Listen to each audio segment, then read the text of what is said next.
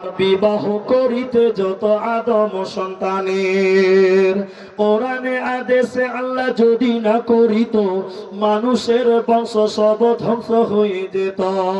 কিন্তু হাই বর্তমানে হতেছে এমন, বেটির বিয়েতে বেটার বাপ নিচে কত পণ, কেহ সোনা দানা নিচে, কেহ টাকা করি, কেহ জমি জায়গা নিচে, কেহ নিচে বাড়ি, আরো কত বাপসি বলছে নিব না কপন, বেটা বিটি সাজে নিক বিহাই আপন।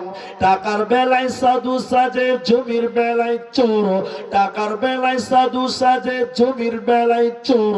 বর্তমানে বেটার বাপ এমনি হারামখোর, চোর লোকে চুরি করে অন্ধকার হলে, চোর লোকে চুরি করে অন্ধকার হলে, আর বেটার বাপ করে চুরি দিনের উজ্জ্বলে।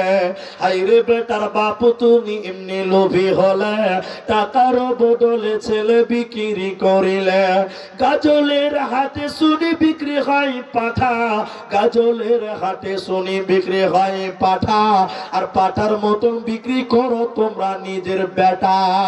কত নারী বিষ পানে আত্মহত্যা করে, কত নারী গলায় দড়ি দিয়ে ঝুলে পড়ে, কত নারী অ্যাক্সিডেন্টে রেলে মারা যায়, কত নারী বিষ পানে গড়াগড়ি খায়।